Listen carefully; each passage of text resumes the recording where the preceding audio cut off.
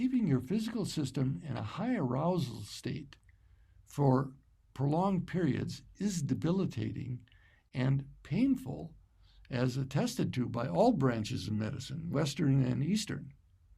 So let's start with a very simple breath test.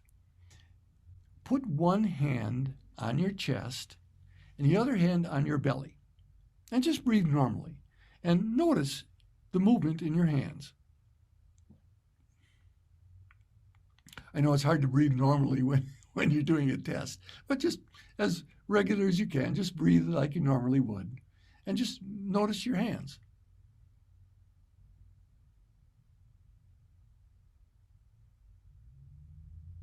Now, if your belly hand is going out on the inhale and in on your exhale, with a little bit of movement in your chest hand, that's a normal breathing pattern. If your belly hand goes in on the inhale and out on the exhale, you have what's called a reverse breathing pattern. If your chest hand is moving the same or more than your belly hand, you're doing chest breathing.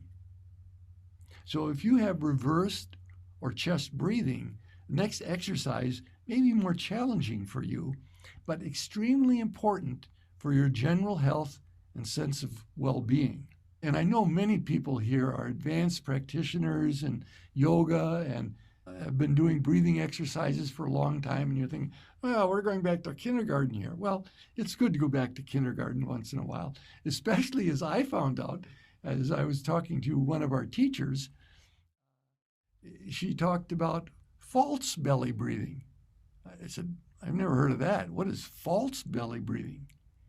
Okay, well, put one hand on your belly just below your lower ribs. So kind of in the solar plexus area there. And focus on your hand raising your abdominal cavity, just as we were doing a moment ago.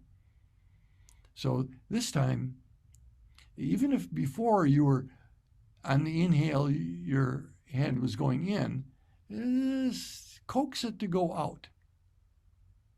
Or if you were just breathing mainly in your chest, just experiment a little bit with letting your belly expand on the inhale.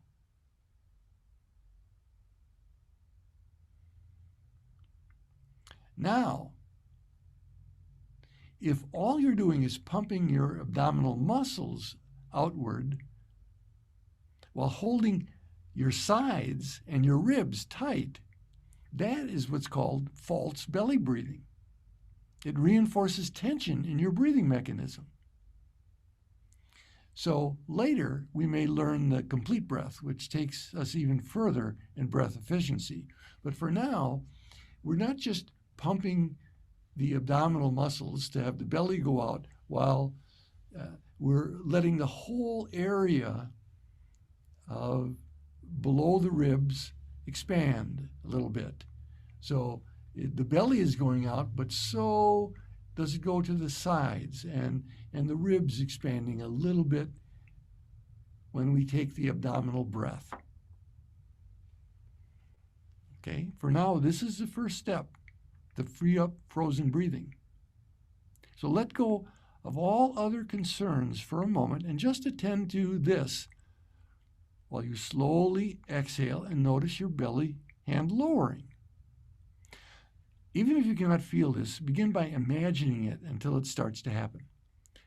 All right, now I want you to count the seconds you take for each inhale and the seconds for each exhale.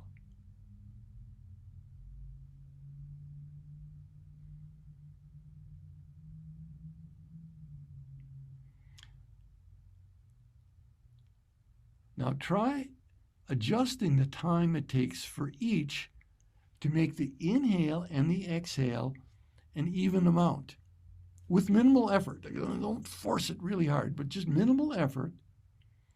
See if you can get the inhale and the exhale to be about the same time, the same count.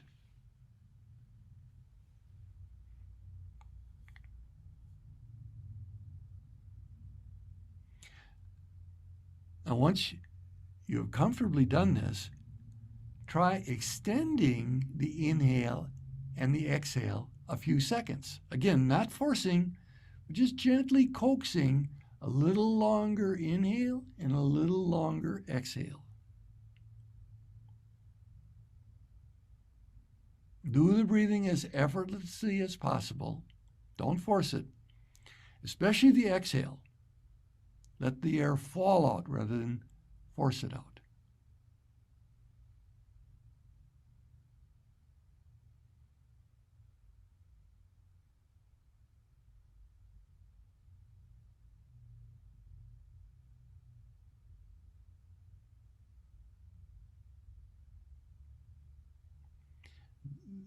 This, again, is known to have a calming sensation. It's a great type of breathing before you go to sleep. I do some of this every night.